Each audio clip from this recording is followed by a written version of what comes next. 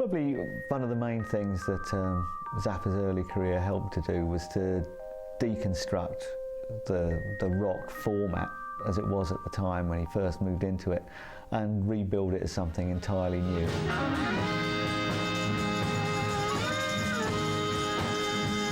So much nowadays we see pop artists and rock musicians as puppets of the music industry, and Zappa was never a puppet.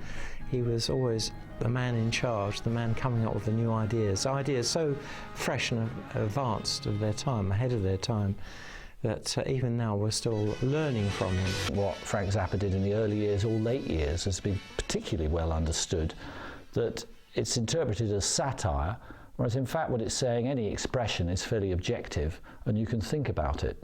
And that request for reflection and thought about the pop music we consume doesn't seem to have had very many followers.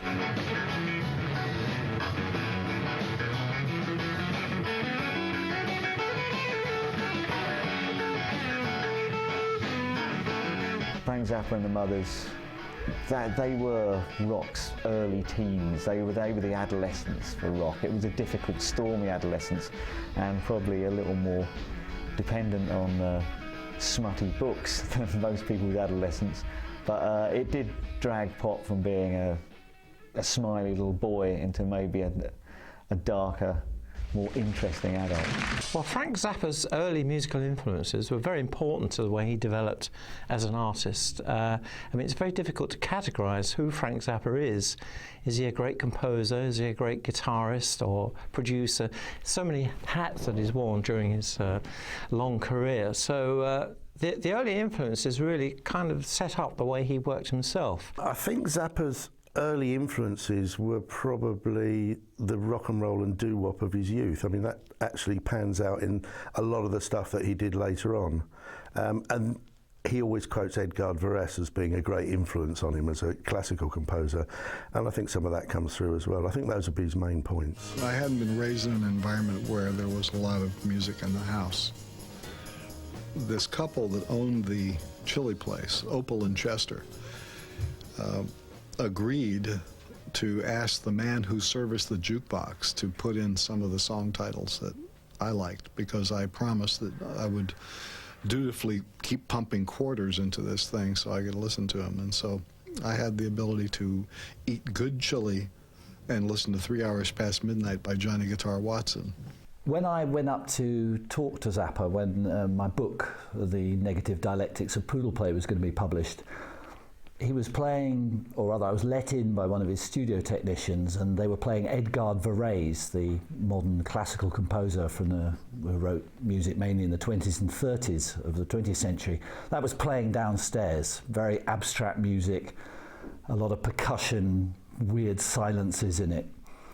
Then when I went upstairs to actually meet Frank, because he was very ill from his prostate cancer at the time, it was shortly before he died, he was playing the Flamingos, which is a doo-wop group, all vocals with kind of extraordinary falsettos and so on. So you put those two together and you go modern classical music and doo-wop. I think, especially the way not many people will put those two things together, you've got two primary influences for Frank Zappa musically. Also, lyrically, the TV had an enormous effect on him. The advertisers, the politicians, the televangelists, basically anyone who was lying, he saw them and thought, well, I must lampoon these people. He saw through what they were doing. And throughout his career, that was what he did. He kind of, he kind of pricked through hypocrisy in everywhere he saw it, whether it be from the straight world or the counterculture that were championing. Bizarre concoction of forms, he brought them all together in what could be called a commercial way at a time when he was incredibly at odds with what was going on, but skillfully he found an audience.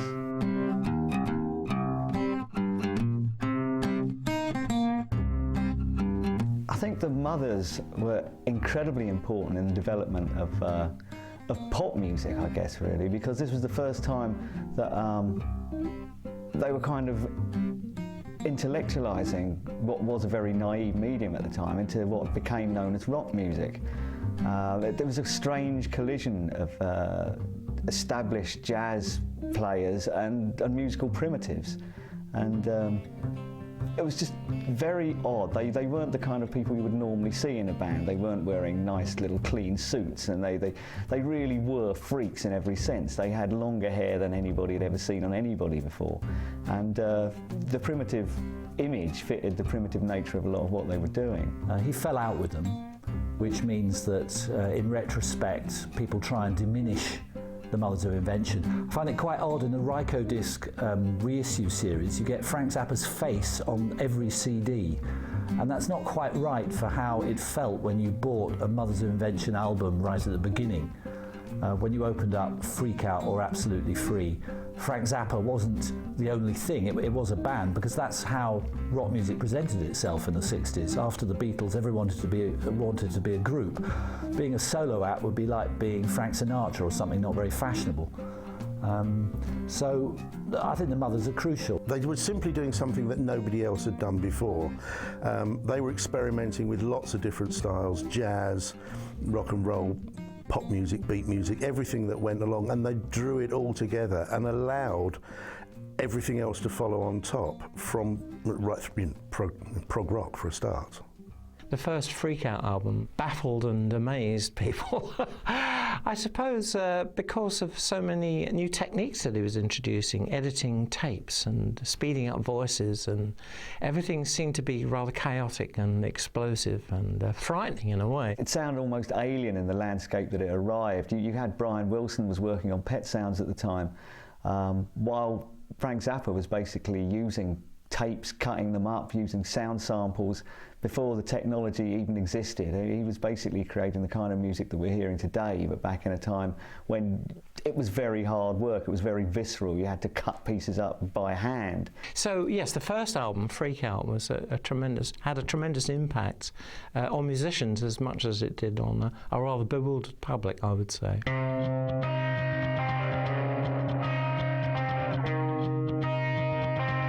Freak Out, 1966. It's a fantastic debut, and the fact that it's a double album gives it a weight which is terrific.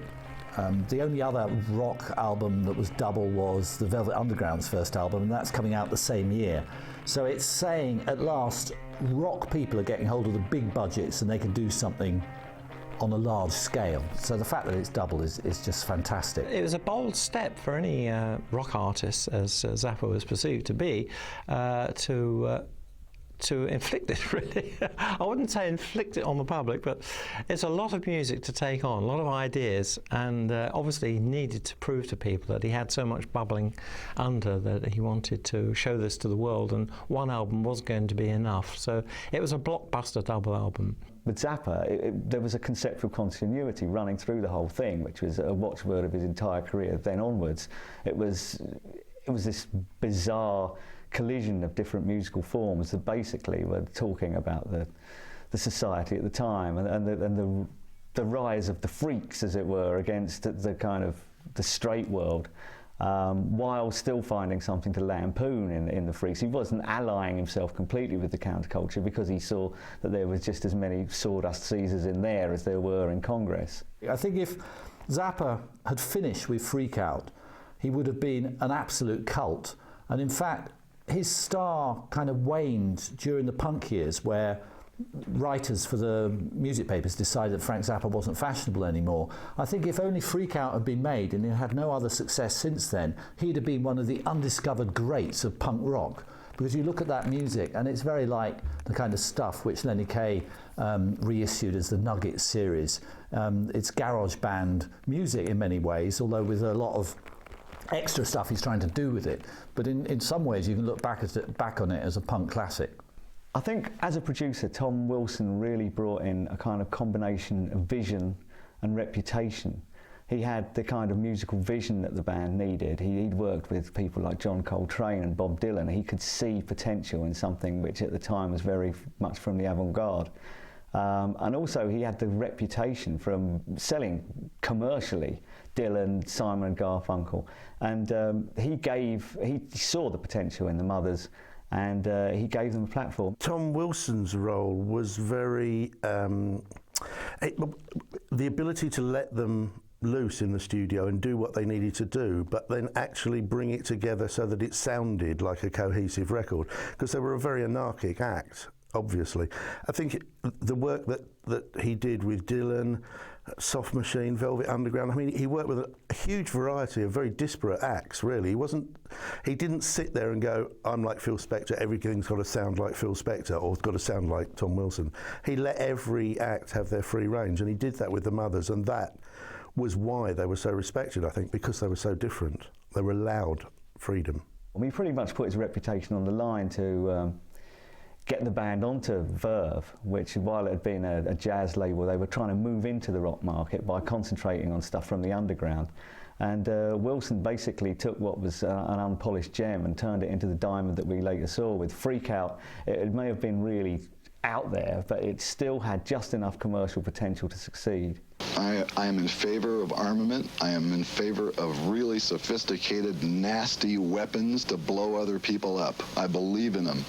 The only thing is that since a lot of these things are made in America, we don't know whether they'll work, because craftsmanship in American manufacturing is a thing of the past. We understand this. You know, a lot of the problems that are facing our country today are economic, and I think that I found a really good way to straighten them out. Tax the churches. And the biggest worry of nuclear war is not the fact that there are arms on either side. The fact is that when they start pushing the buttons, will our rockets that we made here actually fly over there, or will they just go up out of the hole and land on top of us? We don't know, you know. Legalize all drugs and tax their use. Legalize prostitution and tax its use, and make sure the politicians get enough of what they really need. I would feel a lot better about it if I got blown up by a Russian bomb than by an American bomb, wouldn't you? And everybody who already has a job, do your job really good, do quality work. Your products will sell better than the things that are made overseas, and you'll create more jobs for Americans. Goodbye. Well, people have called Zappa a darling of the underground, but if you think about it, he was actually very critical of the underground. This is what was so confusing when he first came to London. I remember meeting Frank when he arrived in London for a press conference in around at the end of 1967.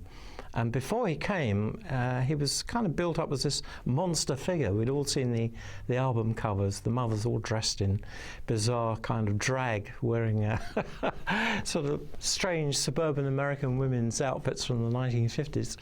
A very unprepossessing picture. And Zappa himself, with the moustache and the beard and the long hair and the thin, angular face, people were actually quite frightened or in awe of him. So when he showed up in London, naturally he was hot news. Everybody was talking about him. He was a key figure for the underground. He was like most hippies in London were rushing out to buy his albums. So it turned out to be quite funny when I actually met him and discovered that Zappa was quite hostile to the whole concept of the underground and hippies and flower power. The hippie movement that was just starting then was very peace and love orientated, and I think that he came across and just rode over the top of that, really, but still allowed it to be part of what him and the Mothers of Invention were. He would use his self-taught intellect to lampoon people from all directions. At the time when he played in New York, he brought on some people from the Marine Corps who were in the audience, and with very little encouragement, he got them to tear into some plastic dolls by telling them, you know, kill the goop babies, and make an incredible kind of political statement, while just basically letting people show their true colours. And he abhorred stupidity. He didn't suffer fools, whatever the length of their hair, gladly, and it's something that went all the way through his career. And I think the great thing about Zappa was he knew just how much rope to give people to string themselves up quite perfectly. And it turned out that Zappa himself was this wonderfully warm, friendly and sensitive person. He wasn't the monster that we all feared from the album covers. And yes, it was very odd meeting him at this reception, because he produced a business card and it was my card, and he'd never been to He'd never been to England before, and I hadn't been to the States at that time. So how he got hold of my card and brought it with him, I've no idea. So I went up to shake his hand, full of trepidation, and he said, "Hi, Chris, how are you?" He'd already checked me out. So this shows how well Zappa was into the media and promotion and the press, and he knew what he was doing. You know, he was very up on everything, you know, so he knew who the press guys were in London. And so that was good because it meant that we had this rapport and we could talk about the Mothers in a much more, less fearful way. So I certainly appreciated that first meeting. I feel that we're only in it for the money, although outwardly a direct lampoon of the whole flower power movement and the hippie movement, with a fantastic cover, which was a straight parody of Sgt. Pepper. There was more to it than simply lampooning, just tearing down. Really, the target was so obvious and it was so easy to do. There was much more behind it. There were songs like Mom and Dad on there, which were quite touching in the way that he realised that the country was on the verge of falling apart. It was almost just basically seeing what was going to be happening in a couple of years' time when the anti-war movement did come up against the forces of straight society on the campuses, about a child, laying down to protest against the society that her parents stood for, and ending up killed by a stray bullet. You did have the murders at the Kent State riot a few years later, which Frank Zappa is predicting. So Frank Zappa's looking at the hippie phenomenon and warning people about what could happen and where things are going in a way that has a seriousness and directness that I don't think even the Beatles managed. I'd like to thank the people at the BBC for giving us a chance to do some of the things on television here that they would never let us do in the United States. There was a lot of thought in Zappa's music. It does come across sometimes as just being funny, but there's a lot of depth to it as well. There was an incredible amount of musical depth on We're Only In It For The Money as well. While you had straight lampoons like Flower Punk going on, you also had the chrome-plated Megaphone of Destiny, where it was his second rather, after the Return of the Son of Monster Magnet on Freakout, really looking into the kind of structures that Varese had already toyed with and bringing them into the present day. In some of the tracks that he's doing bear comparison to experiments by Karl-Heinz Stockhausen or heavyweights of classical music, but it's all presented in a way which makes you actually listen to it rather than thinking, oh my God, here's a reference to something. You're not really aware of his sources when he's doing it. What you get is a confrontation with rock studios, paranoia, people whispering into microphones, the kind of sensations people get when they mix a rock album, which are often ironed out in pursuit of a nice polished product. And he used all those things creatively in a way to draw you into a vision of what was happening in America. And really he's trying to tell you about the dark side of what the hippie experiment could lead to. The music, of course, was so chock full of ideas, and everything from, speeded up voices and guitar solos, heavy rock, doo-wop, satire, politics. Once again, you could sit down and listen to the album for hours and hours, or years and years, and still never quite get to the bottom of it all. It was an album of great songs, some very inventive pieces, some great pieces of music. I think it was the look, the fact that it was a parody of the Beatles' Sgt. Pepper in the terms of the way that it was presented in the cover, but bore no relationship to it in terms of the actual music on it.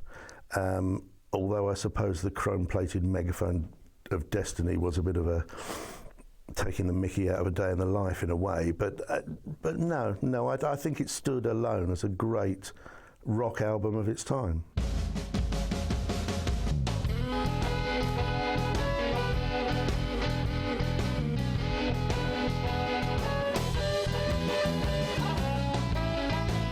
After the success of the first three albums, or the impact of those albums, Absolutely Free and We're Only In It For The Money, etc., and Freak Out, then came an album called Lumpy Gravy, which was billed as a Frank Zappa solo album, and really it was kind of orchestral, abstract, instrumental music, and very hard going. I think that's probably why he put it out as a solo album rather than a Mothers band album.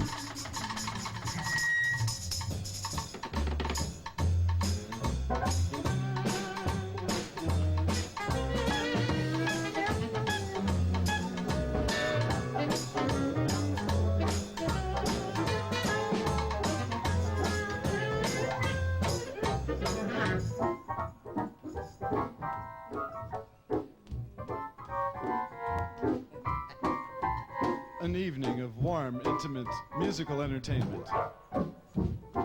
It's pretty hard listening. Basically, a big lump of Varese-style musique concrète and things just crushed together, all different snippets of speech and sound, and coming on the back of his strongest commercial album to date, it would have been a disaster if it had come out as the Mothers of Invention.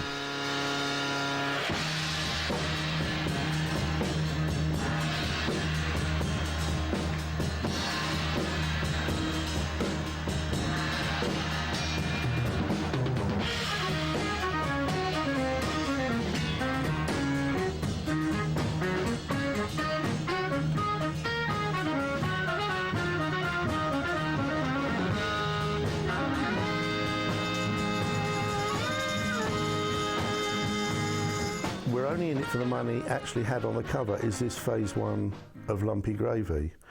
And I think Lumpy Gravy had is this phase 2 of We're Only in It for the Money.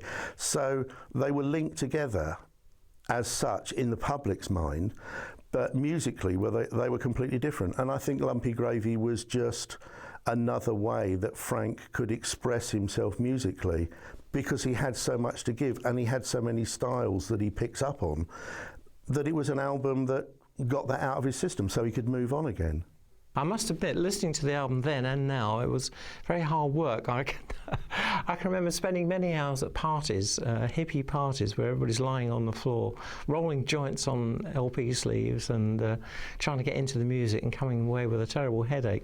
It was the sort of album that used to break up marriages, I remember, because girlfriends and wives were forced to listen to this dreadful exciting music blasting out from bed sits. You know, it's a sort of make or break relationship album, I think.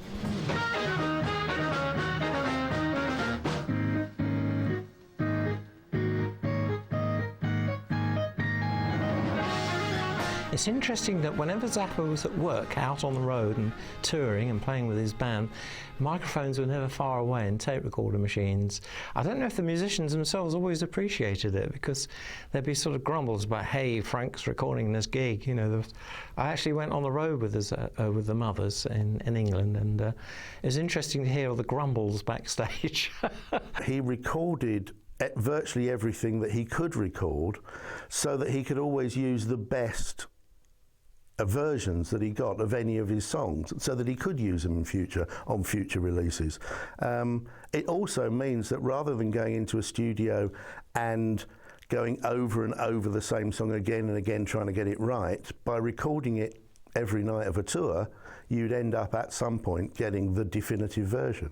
He wanted to capture the excitement of the moment, great solos, the kind of interaction between an audience and the band, and all that magic, really, that you can only get at a live gig. I think he realised, having come to a certain extent from the jazz tradition, that a lot of the live performances that the band were giving could never be replicated in the studio. And the way he was very forward-looking in cutting up different performances and gluing them all together in a sound collage meant that he didn't feel there was anything in any way cheating by capturing these live performances, snipping them out of something which may or may not have happened at the Fillmore, and then gluing them together with something that then happened in the studio. And it's great that he did, because otherwise these things would have been lost. You know, it's very hard sometimes when you're standing in a very clean, sterile environment, recording studio, to truly emote in the way that a lot of these players were in the live arena. And I think that's what Zappa was doing. He was just basically trying to get the best out of the Mothers of Invention, and that was the way he chose to do it.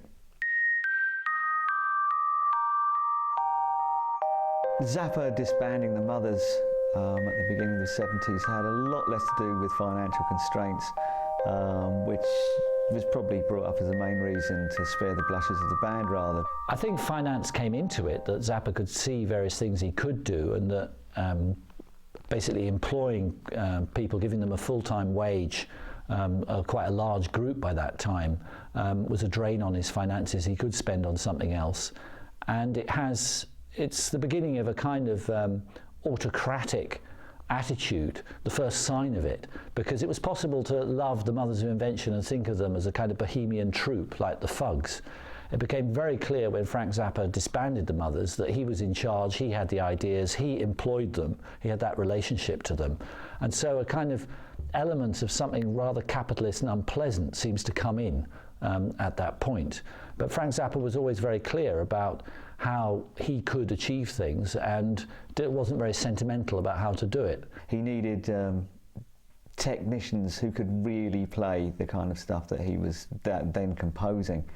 He was moving into the full-blown jazz rock stage of things, and he needed players that were impeccable and could follow the dots, and rather more than just being visceral and passionate, he needed people who could really, really read the dots, and that was why he had to kind of get rid of his old muckers and get in some people who were substantially good players.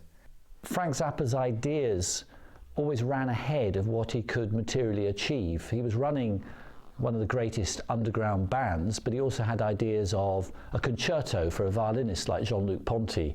He had ideas for orchestral projects. He had ideas for films.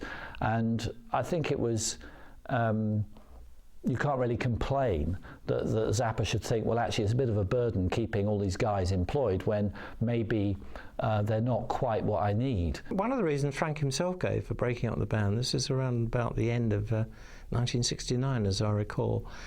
He'd just done a tour of Canada, and he said that he got fed up with people clapping and cheering bits that didn't deserve clapping and cheering. So in other words, he thought the audiences didn't really know what he was doing. They were making a lot of noise and cheering and yelling, but they were cheering and yelling for all the wrong bits. On Regalia, G-Spot Tornado, they're superb pieces of instrumental music. I mean, so much so that, if I remember rightly, it was a top 10 album in this country. And I think it paved the way for him to move further away from the freak-out stuff of the early years and experiment more. He was experimenting with a new 16-track recorder that he'd just taken delivery of, and Hot Rats really was, as he said himself later on, it was more of a experiment in overdubbing than anything else. While there is a lot of incredible music on there, Zappa was basically finding the possibilities of the new baby that he had, and overdubbing, and the fact that it came out the way it did was possibly more luck than judgment. And Hot Rats itself became a very welcome commercial success for a man who was only then setting out on his own record label. He just got the Bizarre imprint going, and this was his first release, and it did extremely well for him. This was a much more focused album. This was funky kind of jazz rock in a way, with some tremendous musicians, Sugarcane Harris on violin, and Captain Beefheart singing Willie the Pimp, which was a wonderful performance, and that really showed that kind of blues roots that they had, and they were getting serious, I think, with Hot Rats, which personally I liked it a lot. I thought it was one of my favourite Zappa albums, probably because it was more focused and there was less kind of clowning around and mischief making. Around 1969, 1970, when Frank Zappa was doing well for his record label, they allowed him to set up a subsidiary called Bizarre and Straight, and on those subsidiary labels he found all sorts of really interesting acts, and I think the whole point about them is how singular they were. They weren't imitating Frank Zappa. Frank Zappa was inspired by their own unique attitudes. I think really if you look at the early people who recorded on Bizarre and Straight, like Tim Buckley, Wildman Fisher, Alice Cooper, various people. Basically, Zappa was doing exactly what Tom Wilson had done with him. Although his influence was there in that he gave these people a little more direction than they possibly had, he was just letting them go, letting them use their ideas. He knew and admired these artists, and they're all very different. Tim Buckley, obviously a great singer-songwriter, Captain Beefheart with his kind of bluesy, throaty voice, and Wildman Fisher, completely off-the-wall character. So it was natural in a way that Zappa would want to produce them and produce their albums. Whether he actually influenced them, I suppose he did, certainly with Wildman Fisher. Well, he did spend 3 months in the studio with Wildman Fisher, which might have been a little excessive, but possibly it was because he needed more work than anybody else. But I think Alice Cooper pretty much did what they did, and you can hear far more Yardbirds in those early recordings than you can Frank Zappa. And Yeah, I think Zappa was a visionary. He was also an enabler for people that he saw as common travellers, in that they were very much ploughing their own furrow, and that's basically why he signed them.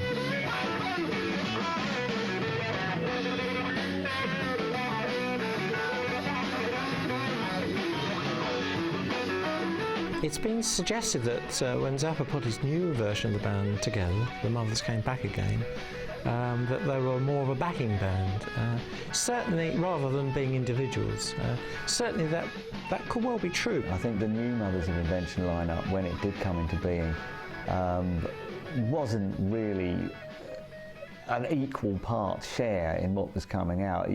Zappa, as time went on, became less and less of a collaborator with people. I think really it was a benign dictatorship was what was going on in that band. He tried to control them rather more. There would be long hours of rehearsals. There would be on the stage shows they would become part of the act too. So he would draw them into Zappa's own persona. So in that way, they became rather like marionettes or puppets. You know, he would be pulling the strings. So I think he really enjoyed that aspect of it. While they were taken on really as employees, and the fact that they were exceptional musicians notwithstanding, a chemistry did develop between them, which you can hear on the Fillmore albums, and latterly it was captured in 200 Motels, that there was a great chemistry between the band.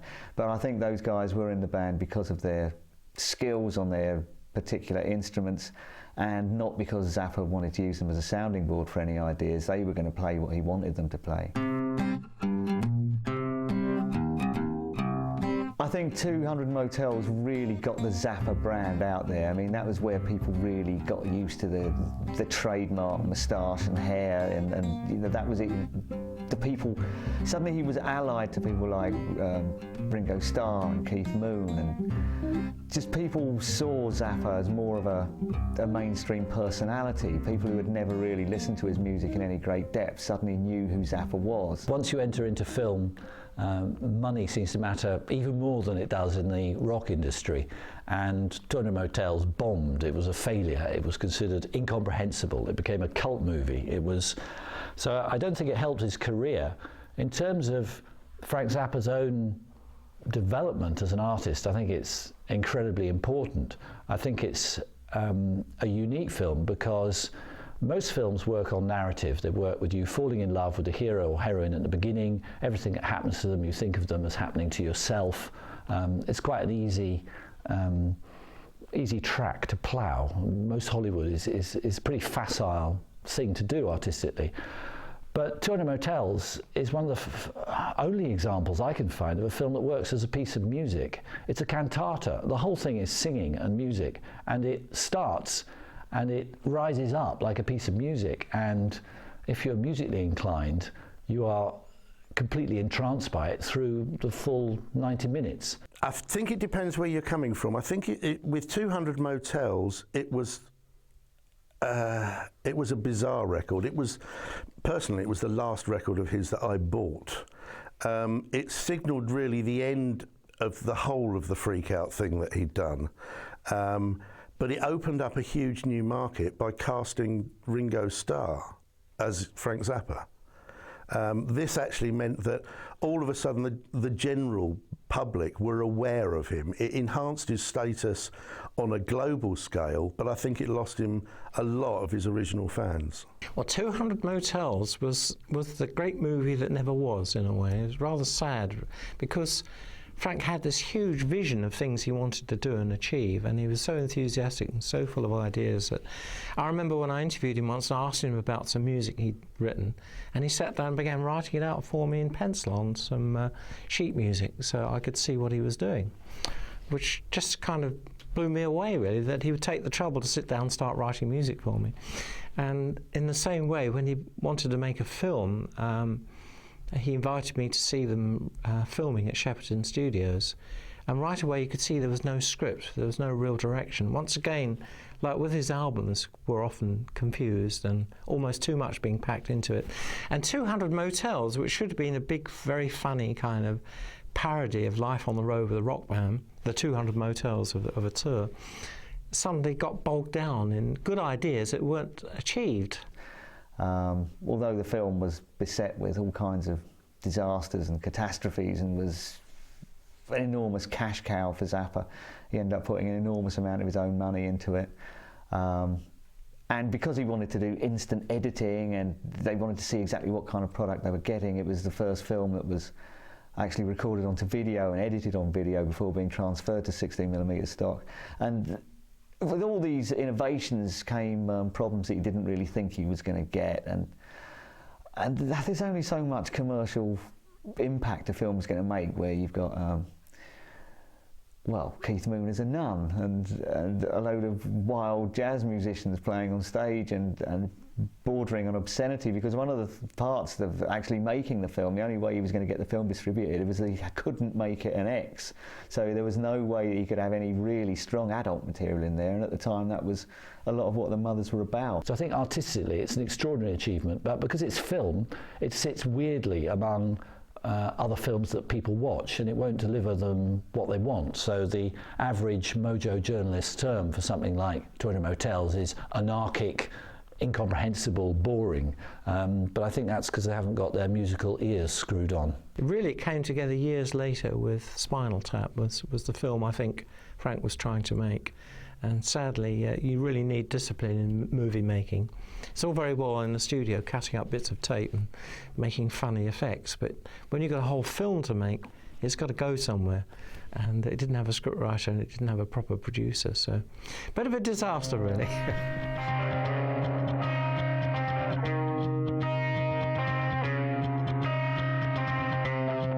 I think the fire that occurred in Montreux at the casino, which was documented later by Deep Purple in Smoke on the Water, was an incredible blow to Zappa, because his equipment that was lost in the fire, which was basically all of it, I think there's a great urban myth possibly that the only thing that they actually got from the rubble was a molten cowbell, which heartbreaking when you consider that there was a lot of material in the fire which wasn't just stuff you could buy off the shelf. These were custom built instruments. As he was working in new fields musically, he had equipment that he needed to actually make this music. He lost his own guitar, he lost keyboards that were custom built to his own design, and there was a lot of investment in that gear as well, and I think it was $48,000 worth of equipment he lost, which has got to hurt. Well, it was typical in the aftermath that Zappa would turn around. I mean, although Deep Purple had the big hit, Zappa himself actually released live recordings from that gig, so to produce an album. So in the end, he did actually manage to pluck some kind of result out of the ashes of the disaster. Well, I think it's typical of Frank to release the tapes of anything that had some notoriety about it, and certainly the fire which destroyed all the equipment at Montreux, to put out the tapes of that was the right thing to do. Well, in the series of disasters that befell Frank Zappa, I guess the worst thing that happened to him was in 1971 when he was doing a concert at London's Rainbow Theatre, the old Astoria where Jimi Hendrix had played back in the 60s. And for some reason, I mean some ludicrous reason, a member of the audience leapt up onto the stage and pushed Frank off the stage into the orchestra pit. For whatever reason, I mean, he said he wasn't getting his money worth, first of all, from the performance, and then he said that he didn't like the way that Zappa was looking at his girlfriend in the audience. The guy was obviously a little deranged, but for whatever reason, this left terrible scars on Zappa. Physically, he was in an appalling condition. There were broken bones. He ended up in a wheelchair for a long time. He had a leg brace. He ended up with one leg shorter than the other, as we all know from listening to Zombie Wolf and later Dancing Fool. He could never leave himself out of his songs, and he was out of commission for a very long time, and he always had a kind of healthy disrespect for his audience, I think, and that only compounded it when one of them actually turned against him and put him out of commission for so long. He never did another show after that without a bodyguard, so obviously he had a fear of it happening again, which I think is perfectly understandable. The fact that the Rainbow concert incident caused Zappa to be out of commission for so long was really the reason that particular Mothers lineup dissolved. It wasn't for any other reason really than these are world-class working musicians, and they simply couldn't afford to be sitting around on a modest retainer while Frank got better, basically, and they had other fish to fry. People ask themselves, did the accident at the Rainbow lead finally to the end of the Mothers of Invention? I think causation in history is complex, and it's mediated via people's opinions. So even if you ask Frank himself, you might get a different question depending on how he's feeling at different times. So I don't think there's a definitive answer to why the Mothers broke up. One thing is to look at 60s bands and what happened to them, that it's easier for an industry based upon publishing, selling records and the publishing system of getting back money, to be a solo artist. Keeping a band together, a cooperative, is extremely difficult. So I don't think Zappa's unique in going solo. You only have to look at many other examples, Van Morrison or David Bowie, or that being a solo act is a solution to a lot of the problems of trying that utopian project of being a band of equals. I think the incident at the Rainbow Theatre actually kind of drew a line under his career at that point. From then on, you see him doing much more in the way of he moved into jazz a lot more and much more sophisticated music. I mean, some of the targets that he'd been attacking as a composer before really become part of history. So there was a lot of reasons for moving on. Apart from the accident, there was a changing music world, a changing scene as well. And it was becoming increasingly hard for him to find an audience, I think, for the kind of stuff that he was doing in the 60s, satire and political statements. He was moving away from that more into becoming more of a muso, I think, more of a musician. At that time, you had Miles Davis going into bringing rock music, electric guitars in, you had Weather Report starting, Jeff Beck was doing jazz rock albums. It was the way that music went at that time for seasoned musicians. He'd already had his fun with rock and roll and the blues. Didn't need to prove how great a kind of a rock and roll guitar player he could be. And actually he was up there with Eric Clapton, and I always thought personally he was an outstanding guitar player. And he tended to use his technique and his ability and his ideas to focus them rather more on albums like One Size Fits All and Apostrophe. Those albums that appeared in the later 70s were, I suppose, more mature, reflected the kind of interest in jazz fusion. And also, of course, there were bands like Steely Dan appearing at that time too. So it was quite cool to mix genres, but with a more swinging, jazzy kind of flavour to it. Rock and roll is about business, so Frank Zappa being one of the more interesting uses of the rock form than anyone else had to be a businessman. He made it very clear when he came to London, when the Mothers of Invention were the super freaks and the toast of all the drug heads of Camden Town, he carried a briefcase around with him. And there he was in a bowler hat, long hair, flared trousers and a briefcase, and this was commented on, and his point was, well, he had essential papers that needed to get signed and so on. So he was kind of warning people even then that this thing we're looking at that seems to be the epitome of freedom is actually based on hard business. Frank was an incredibly shrewd businessman. I mean, he ran a very tight ship. I toured with him for 3 months, and he ran the whole show. He checked attendance figures against monies earned, about how much he was paying his musicians, even down to how much they paid the bellhops. I mean, he was right on the ball to every penny, right the way down, because he was funding it himself. So obviously he had to be that good. He had an accountant on the road with him, he had a tour manager on the road with him, in order to make sure that it worked properly. So much nowadays we see pop artists and rock musicians as puppets of the music industry, and Zappa was never a puppet.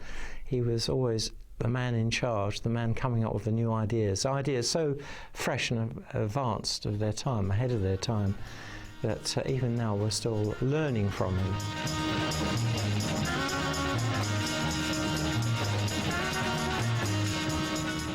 I think the first period of Frank Zappa's music was hugely influential across a massive range of artists. I think an awful lot of people look back to people like Frank Zappa and Captain Beefheart and the Velvet Underground. They're always the names that are cited. He gave a freedom to musicians to do almost anything they want. to use any instruments that they wanted to use in what they were doing, to go off on any tangent that they could possibly come up with. And it put a freedom into rock music and into music in general that still exists to this day.